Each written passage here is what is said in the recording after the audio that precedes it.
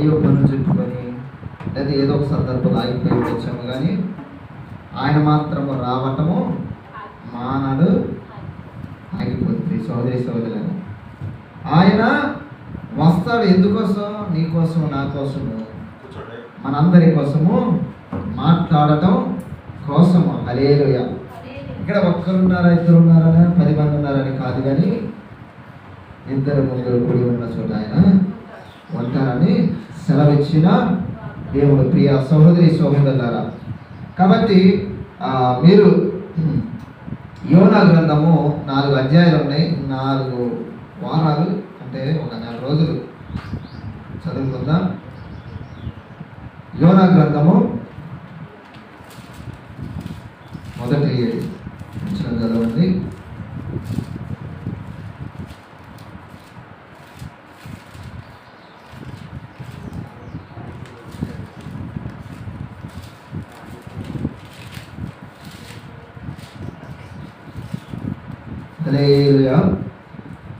యెహోవా వాక్కు అరిమత్తయి కుమారుడైన యోనాకు ప్రత్యక్షమై ఇలాగూ సెలవిచ్చెను.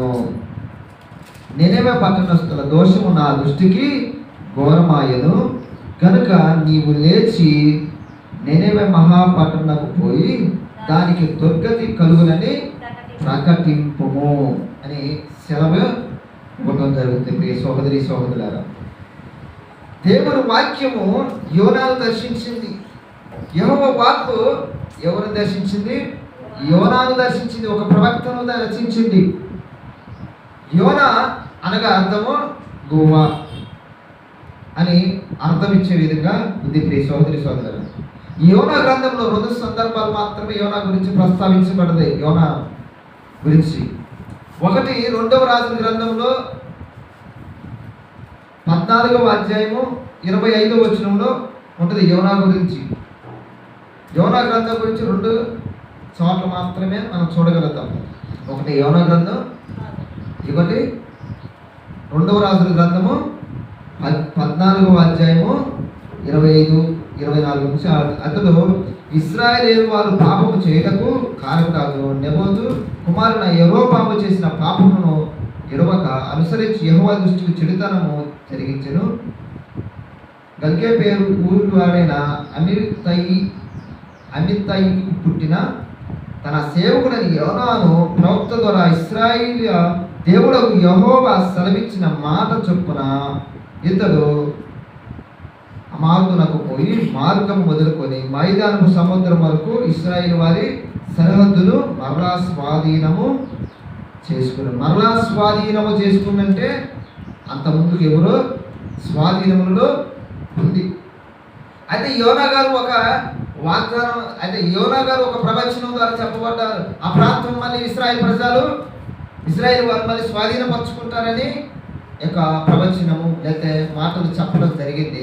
ఆయన చెప్పిన ప్రకారముగా మళ్ళీ దాన్ని స్వాధీనపరుచుకున్నారని ఇక్కడ సెలవిస్తుంది. ఎవరు చెప్పిన విధంగా? యోనా గారు ప్రవచనం విధముగా. అంటే యోనా గారు దేవుని యొక్క ప్రవక్త. ఆ ప్రవక్త చెప్పింది జరుగుతుందన్నది మనము గమనించాలి. ప్రియ సహోదరి సహోదరులారా, అంటే దేవుని పక్షాన ఈయన నిలబడి వాక్యం చెప్పగలడు. దేవుడు పక్షాన ఉండి ఆయన మాటలు చెప్పగలడు. చెప్పి వాటన్నిటిని దేవుడు సఫలం చేపిస్తూ ఉన్నాడు. ప్రియ సహోదరి సహోదరులారా, అయితే ఇలాంటి యోనాకి దేవుడు ప్రత్యక్షమై ఒక వాక్యను బయలుపరిచాడు. నినెవె పట్టణానికి పో, అక్కడికి పోయి ఇదిగో దాని గురించి ప్రకటించుము అని సెలవిస్తాడు. ప్రియ సహోదరి సహోదరులారా, అప్పుడు యోనా గారు ఏమనుకుంటున్నారు ఒకసారి చూస్తే, అయితే యెహోవా సన్నిధిలో నుండి పోవాలనని యోనా ఓడ చూచి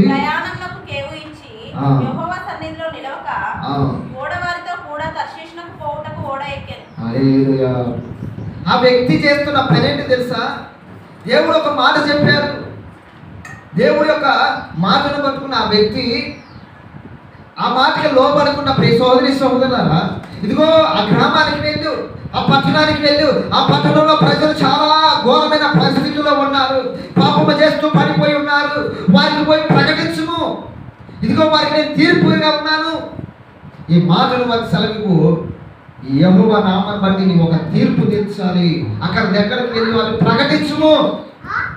వారి పరిస్థితి చూసినాను నేను, వారు చాలా ఘోరమైన పాపములో ఉన్నారు అని యోనాకి చెబితే యోనా దేవుని మాటకు లోబడలేదు. సోదరి సోదరులారా, నినవే పట్టణానికి పోవాలని దేవుడి యొక్క సంకల్పం అయి ఉంటే ఆయన సంకల్పం ఏమైంది తెలుసా? యోనా పట్టణానికి కాదు పోవాల్సింది, వేరే విధంగా తర్షీషుకు పారిపోవాలనుకుంటున్నాడు. దేవుని మాటకు లోబడకుండా ఆయన లోబడకుండా వెళ్ళిపోతున్నాడు. ఈ సోదరు దేవుని మాటకి విలువ ఇవ్వకుండా, దేవుని మాటని వినకుండా ప్రియ సోదరి సోదరులా, అప్పుడు ఎప్పుడు నా చిన్నప్పుడు ఒక పాట విన్నా, మాట వినని యోనాను నేనే దేవా, మాట వినని యోనాను నేనే. వెళ్ళండి మీరు ఎప్పుడు నీ సన్నిధిలో.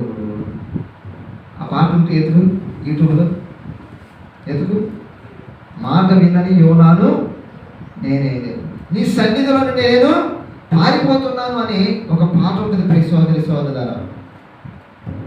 దేవుడు మాట వినకుండా అని చెప్పిన మాటకు అంగీకరించకుండా ప్రియ సోదరి సోదరులారా పారిపోయారండి పాపం. ఈ రోజున కూడా ఈ సంఘములో కూడా విశ్వాసంలో కూడా దేవుని మాటని వినకుండా పారిపోయేవారు లేరా? దేవుని సన్నిధానం నుంచి పారిపోయేవారు లేరా? ఆ యోనా గురించి మాటలు ఏం చెప్తుంది? దేవుని సన్నిధిలో నుండి పారిపోయాడంట. దేవుని సన్నిధిలో నుండి పారిపోయాడు. మరి నువ్వు ఎక్కడి నుంచి పారిపోతున్నా? ఎక్కడ నుంచి పారిపోతున్నా ఒకసారి ఆలోచన చేసుకో.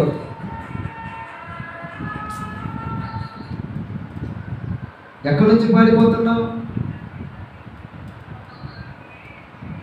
ఎక్కడి నుంచి పారిపోతావు? దేవుని సన్నిధిలో నుంచి పారిపోతున్నా. మీరు చేస్తున్న పాపాన్ని బట్టి, అతిక్రమం బట్టి మీకు హెచ్చరిక చేయాలని ఆలోచిస్తే, హెచ్చరిక చేస్తే మీరు ఎక్కడి నుంచి పారిపోతున్నారు? దేవుని యొక్క సన్నిధిలో నుంచి పారిపోతున్నారు. ఆయన దేవుని మాటను వినలేదంటే, ఒక వ్యక్తిగా, ఒక ప్రవక్త కానీ, ఒక విశ్వాసి కానీ, ఎవరైనా సరే దేవుని మాటను చెవిని పెడితే, దేవుని మాటను వినకుండా ఉంటే అతను ఎలాంటి పరిస్థితిలో ఉన్నట్టు తెలుసా? దేవుని మాటను వినకుండా ఉన్న వ్యక్తి గురించి చెప్తున్న మాట ఏంటంటే, దేవుని సన్నిధిలో నుంచి పారిపోయే వ్యక్తి. యోనా ఏం చేశాడు? దేవుని మాట వినకుండా పోయాడు. కారణము ఏమై ఉండొచ్చు, కానీ అలాంటి వ్యక్తి గురించి చెప్తున్నాడు. అలాంటి వ్యక్తి గురించి ప్రస్తావించబడుతుంది. ఎవరి? దేవుని సన్నిధిలో నుంచి పారిపోయాడు అని. హల్లెలూయా. ఈరోజు ఎంతమంది దేవుని సన్నిధిలో నుంచి పారిపోయేవారిగా ఉన్నారండి? దేవుని యొక్క మాటలు నువ్విదిగో ఇక్కడికి వెళ్ళి, ఈ గ్రామానికి వెళ్ళి ఇలా ప్రకటించు అని చెబితే ఆ ప్రాంతానికి వెళ్లకుండా, ఆ దేశానికి వెళ్లకుండా, దేవుని యొక్క సువార్తను ప్రకటించకుండా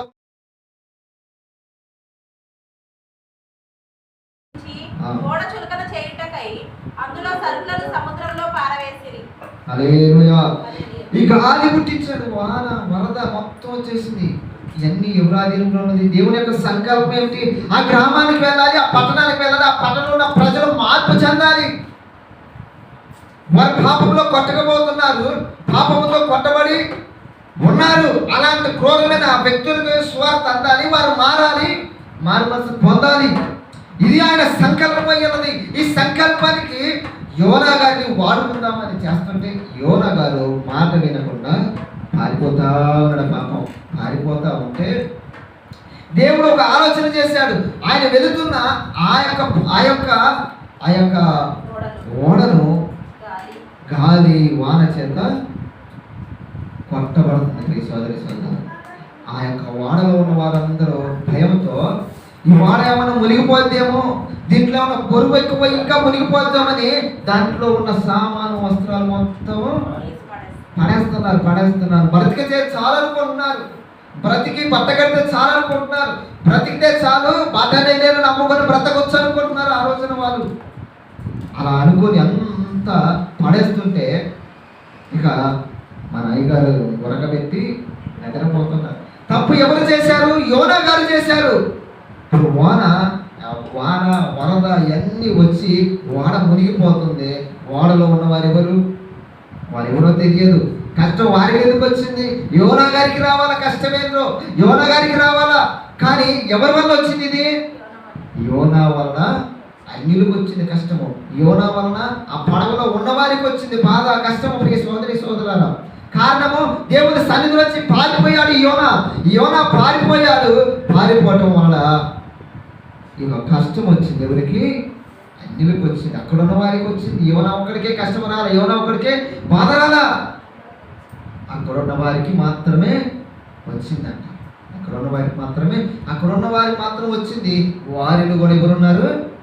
యోనా గారు ఉన్నారు. పాపం యోనా గారేమో నాకు కష్టం రాలా, నాకు బాధ రాలా, ఏమీ రాలేదని ఏం చేస్తున్నాడమ్మా?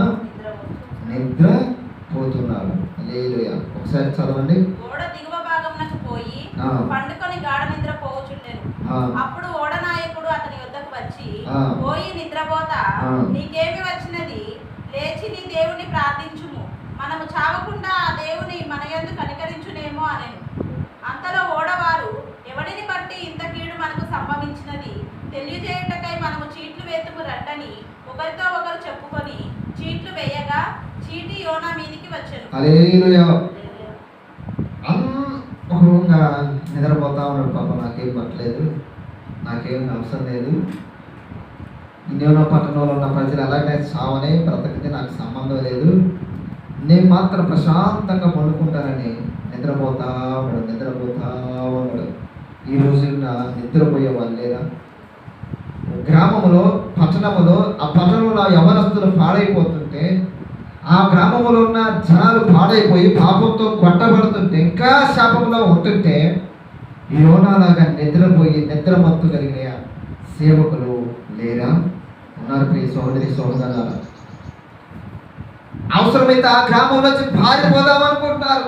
అవసరమైతే ఈ గ్రామంలో పాపము బాగా పండిపోయింది, యవనస్తులు కూడా పాపం చేస్తున్నారు, యవనస్తులు కూడా తాగుతున్నారు, చిన్నపిల్లలు కూడా తాగుతున్నారు, వ్యభిచారం చేస్తున్నారు. ఇలాంటి వారి ప్రజల దృష్టిలో వీళ్ళకి ఏ సువార్త చెప్పాలి? వీళ్ళకి చెప్పినా ఎగతాళి చేస్తున్నారు, అవమానం. అయ్యో వచ్చిన పెద్ద పాస్టర్ గారు అంటున్నారు.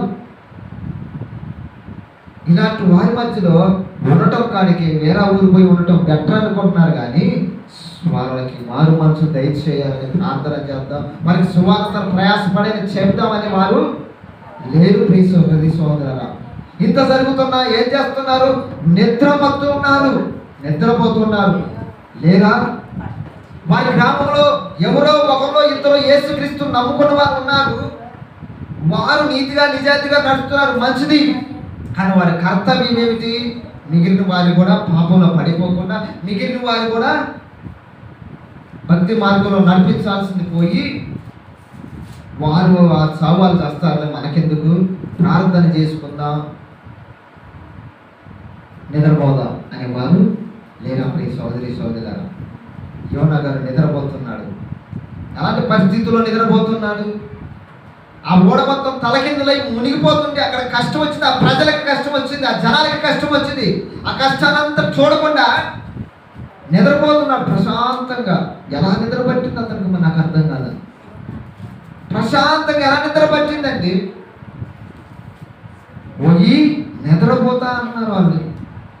ఒక సేవకుని పట్టుకొని ఎంతో గౌరవప్రదంగా సన్మానించాల్సిన వ్యక్తిని, అలాంటి వ్యక్తిని పోయి నిద్రపోతే ఒక సామాన్య వ్యక్తిని పిలిచినట్టు అవమానకరంగా అహేయకరంగా మాట్లాడుతున్నట్టు. కారణం ఏంటి? ఎవరు చేశారు ఆ పని? యోనా గారు తప్పు చేశారు. అలాంటి సమయంలో ఆయన ప్రార్థన చేయాలి, అలాంటి సమయంలో వారి కోసం మీరు నిలబడాలి. నిలబడలేదు కాబట్టి అక్కడున్న వారు సైతము పోయి నిద్రపోతా అని అవహేళనగా మాట్లాడుతుంది. ఒక క్రైస్తవుడిగా నీవు కూడా చేయాల్సిన సందర్భంలో పనులు చేయకుండా ఉంటే నీ విలువను తగ్గిస్తారు. ప్రియ సోదరి సోదరులు, యోనా పారిపోయాడు. కారణము అక్కడ ఉన్న ప్రజలను దృష్టిలో పెట్టుకున్నాడు. ఎందుకు పారిపోయి ఉంటాడు? ఎందుకు? అక్కడికి వెళ్ళి సువార్త చెప్తే, అక్కడికి వెళ్ళి మీరు మారుండని చెప్తే, అక్కడికి వెళ్ళి మీరు తాగొద్దని చెప్తే, అక్కడికి వెళ్ళి మీరు వ్యభిచారం చేయొద్దని చెప్తే, అక్కడికి వెళ్ళి మీరు మంచిగా ఉండాలని బ్రతకండి అని చెప్తే, ఎవడరా నీవు కొత్తగా వచ్చినవు, ఎవడరా నువ్వు ఏ ఊర్రా అని చెప్పి కొడతారేమని, చంపేస్తారేమని భయపడిపోయాడు ఈ సోదరుగా పారిపోయాడు. ఆ గ్రామానికి వెళ్ళి వెళ్ళకూడదు అనుకున్నాడు, నిర్ణయించుకున్నాడు. మనకు కూడా కొన్ని బాధ్యతలు పెట్టి ఉంటాడు. మనకు కూడా ఒక ప్రాంతానికి వెళ్ళని చెప్పి ఉంటాడు, కానీ మనం వెళ్ళము. ఎందుకు?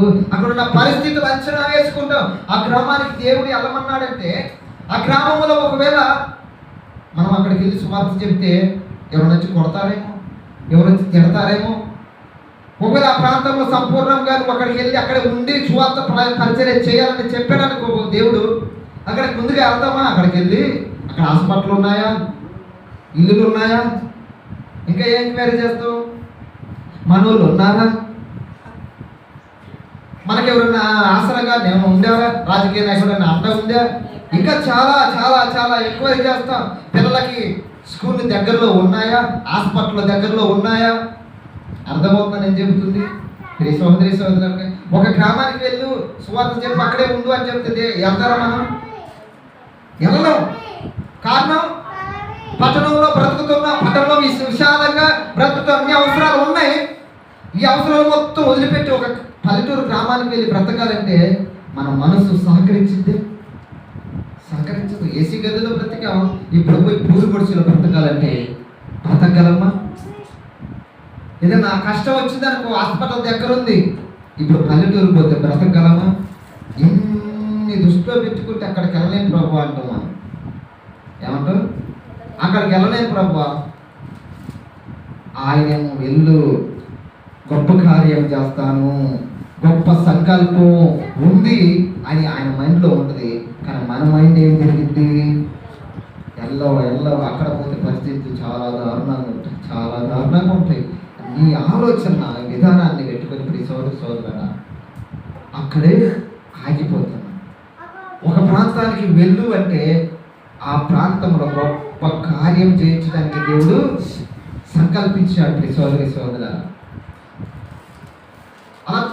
అలా వచ్చిన వారు చాలా మంది ప్రాణాలు సహితము తెగించి వచ్చిన వారు చాలా మంది ఉన్నారు. ఈ రోజున వారు లేకపోవచ్చు, కానీ వారు వచ్చిన విధానాన్ని బట్టి, వారు చేసిన త్యాగాన్ని బట్టి సేవ విస్తరించి ఉంది. సోదరులు అనేక మంది మారు మనసు పొందారు. వారిలో ఈ మధ్య చనిపోయారు ప్రవీణ్ ప్రగడాలు గారని, ఆయన ఒకరిని నేను విశ్వసిస్తున్నాను. ఆయన ఉండేది ఎక్కడ? అమెరికాలో సెటిల్ అయ్యి కనీసం 7-8 సాఫ్ట్వేర్ కంపెనీలకి CEO అంటే ఆయన. CEO అంటే ఒక ఏడాదికి 10-15 కోట్లు 20 కోట్లైనా సంపాదించగలిగిన వ్యక్తి ఆయన. అంత ధనాన్ని వదిలిపెట్టి అమెరికాలో ఇల్లు మొత్తం అమ్ముకొని ఇక్కడికి వచ్చి సువార్త చెప్తే చంపేస్తారని తెలిసి కూడా దేవుడు ఎల్లు అన్నాడంట. వచ్చాడు, తాను చనిపోయాడు. గొప్ప ఆశ్చర్యకారణం తెలుసా? ఆయన బ్రతికున్నప్పుడు సువార్త ఎంత చేశాడో ఆయన చనిపోయిన తర్వాత అంత రెట్టింపు వినపడుతుంది. యూట్యూబ్లో ఏ వీడియో ఆన్ చేసినా ఆయన లక్షల మంది చూస్తున్నారు ఈ రోజున.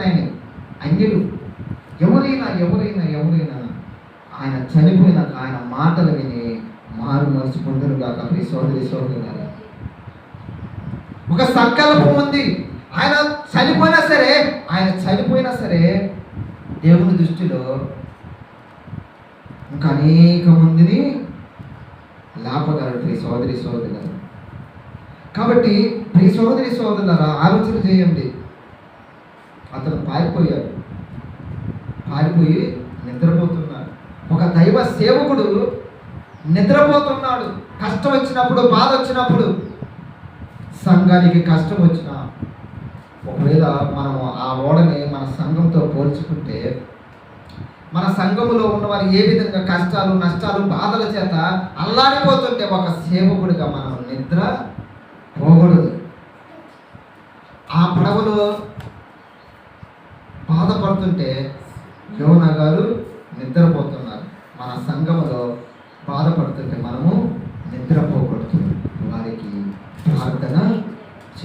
సోదరి పోయి నిద్రపోతా అని అనిపించుకున్నాడు దైవ సేవకుడు. తర్వాత చదవండి.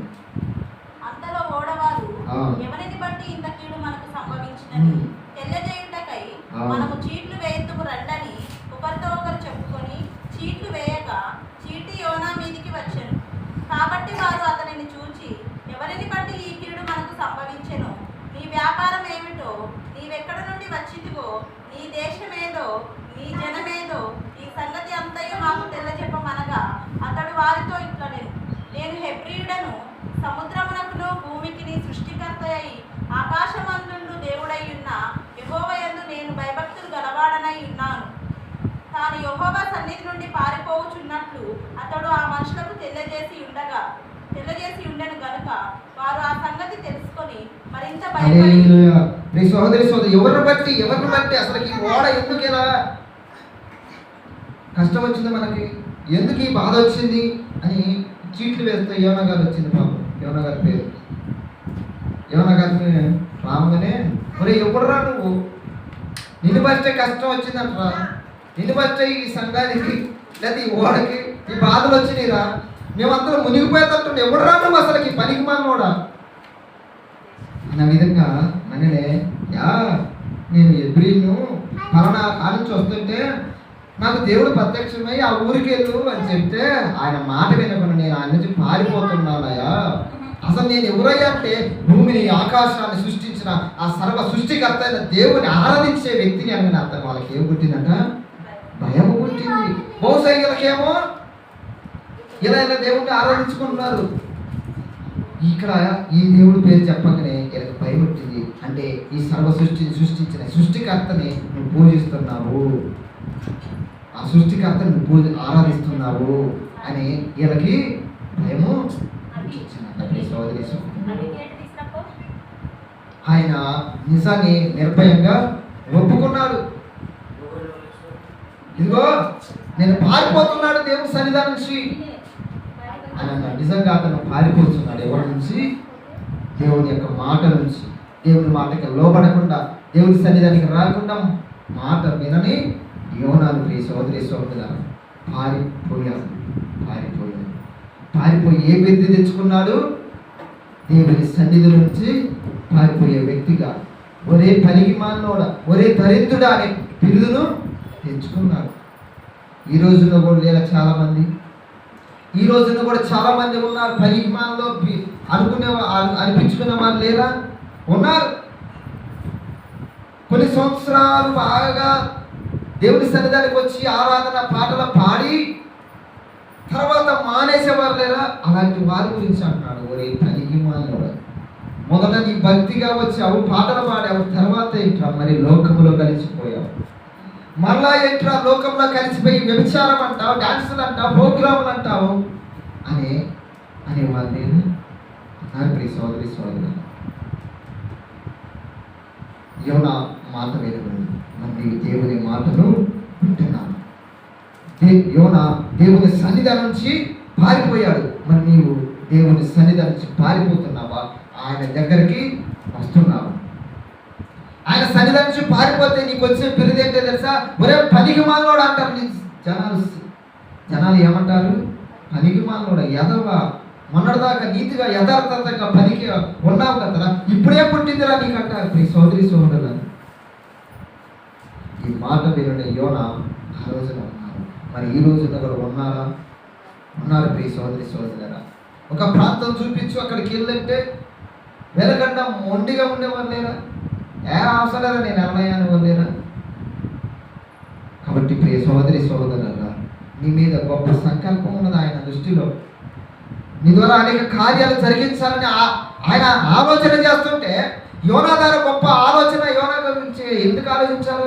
యోనా గారు ఈ పని చేయగలడు, సమర్థుడని ఎంచుకున్నాడు. అందుకే ఆయనకి చెప్పాడు. యోనాను ఎందుకు ఎంచుకున్నాడు? ఈయనైతే సమర్థవంతంగా చెప్పగలడని. నీకు కూడా కొన్ని కర్తవ్యాలు, కొన్ని బాధ్యతలు ఆయన మాటలు చెప్తున్నాడంటే కారణము నిన్ను ఆయన లక్ష్య పెట్టాడు, నిన్ను ఎంచుకున్నాడు ఈ కార్యము నీ ద్వారా జరిగించాలని. యోనా కాకపోతే ఇంకొకరినైనా పట్టుకోవచ్చు. యోనా గారు నా మాట వినలేదు కాబట్టి ఇంకొకరిని పట్టుకొని గొప్ప కార్యం చేద్దామని అనుకోవచ్చు, కానీ యోనా ద్వారా గొప్ప కార్యము జరిగించాలి. అందుకే పారిపోతున్నా సరే మళ్ళా పట్టుకున్నాడు. ప్రియ సోదరి సోదరా, ఈ రోజున నువ్వు కూడా పారిపోతున్నావేమో, ఆయన ఖచ్చితంగా నిన్ను పట్టుకొని మరలా గొప్ప కార్యములు జరిగిస్తాడు. హల్లెలూయా. విశ్వసించిన హల్లెలూయా చెప్పండి. హల్లెలూయా.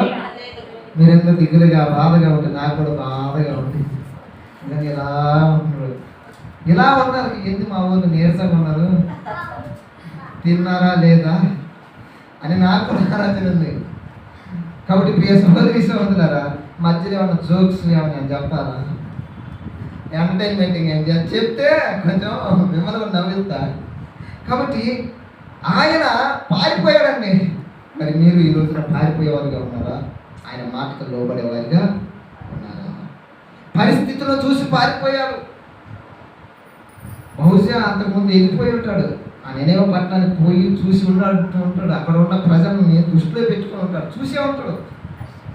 అక్కడ పోయి అంతకుముందే తెలిసి ఉంటారు సమాచారం. అక్కడ ఉన్న ప్రజలు ఎలాంటి వాళ్ళు, మనుషులైనా చంపి తినేసేవాళ్ళ, మనుషులైనా చంపేవాళ్ళ, లేకపోతే కొత్త వ్యక్తులు ఎవరు ఉంటే తుపాకులు తీసుకొని కాల్చేవారా, అక్కడ ఎలాంటి వారు, క్రూరమైన వ్యక్తులా అని ఒక ఆలోచన అయితే అతనికి ఉంది. కారణం అక్కడ ఉన్న పరిస్థితులు అంచనా వేసుకుని ఉండొచ్చు. అంచనా వేయరమ్మా కూడా, అంచనా వేసేవాళ్ళు లేరా? అంచనా వేసారు వాళ్ళు.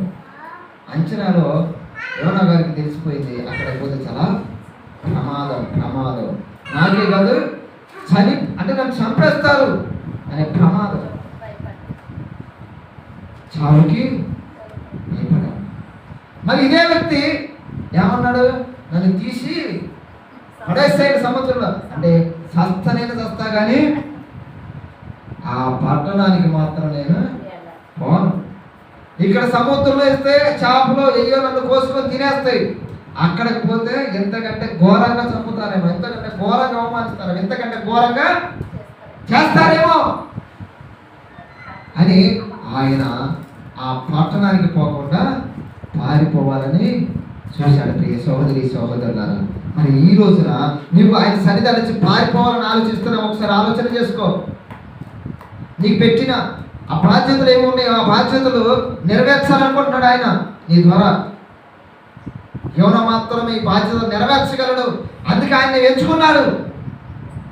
ముందు రోజుల్లో నీ ద్వారా గొప్ప గొప్ప కార్యాలు ఆయన చేస్తాడు. ప్రియ సహోదరి సహోదరి, విశ్వసించండి.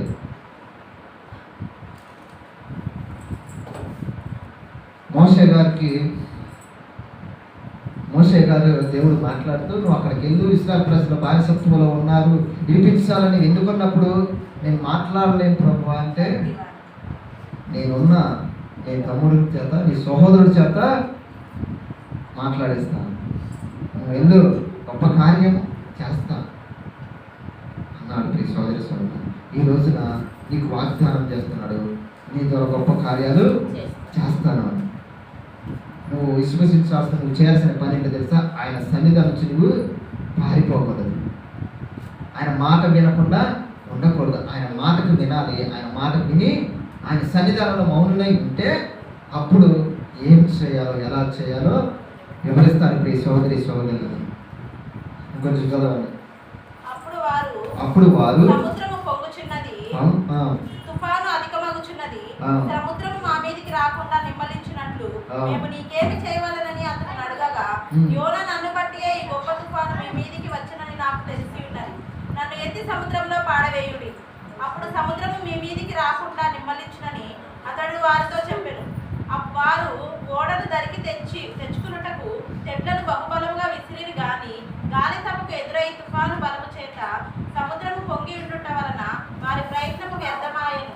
కాబట్టి వారు, యెహోవా నీ చిత్త ప్రకారము నీవే దీనిని చేసితివి, ఈ మనుషుని బట్టి మమ్మను లయము చేయకుందువు గాక, నిర్దోషిని చంపితిరన్న నేరము మా మీద మోపకుందువు గాక అని యెహోవాకు మనవి చేసుకుని యోనాను ఎత్తి సముద్రంలో పడవేసిరి.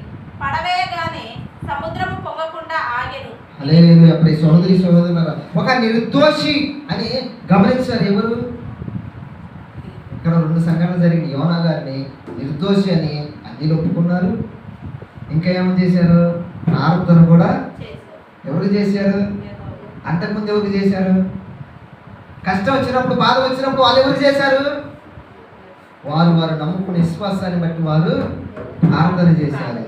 తర్వాత యోనా పేరు వచ్చిన తర్వాత, యోనా గారి గురించి తెలుసుకున్న తర్వాత, హల్లెలూయా,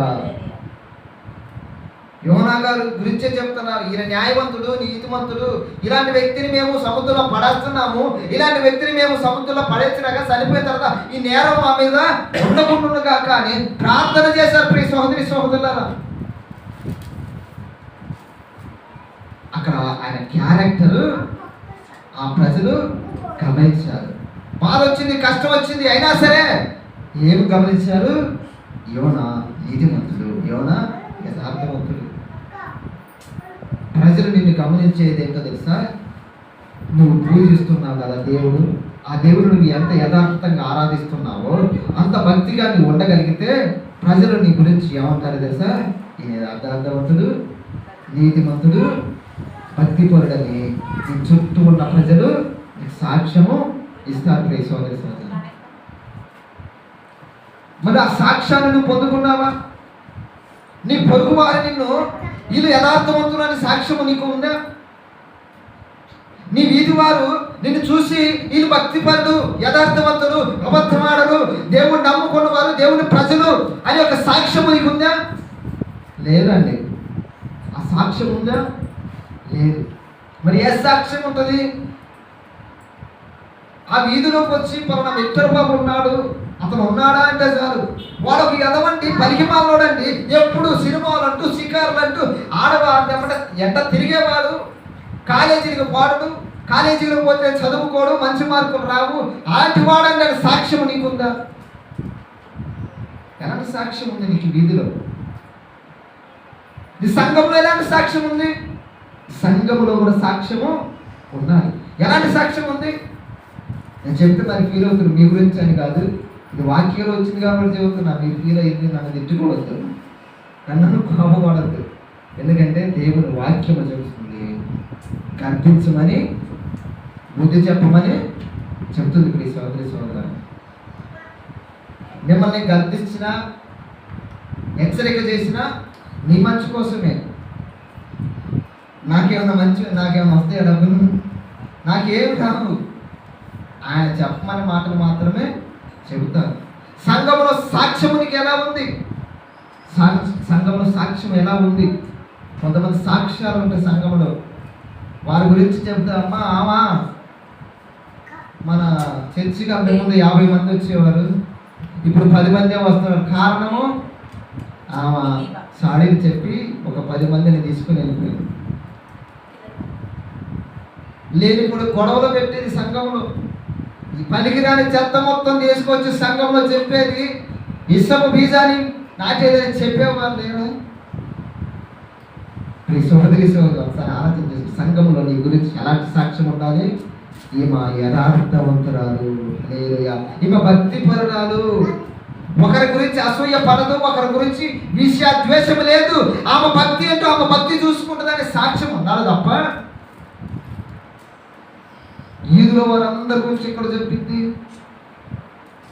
అందరి గురించి ఇక్కడికి వచ్చి వాళ్ళెట్ట, వీళ్ళెట్ట, ఆమెట్ట, ఈ ఎట్ట, ఆ పాస్టర్ గారు ఎట్ట, ఈ పాస్టర్ గారు ఎట్ట అనే మాటలు చెప్పదు.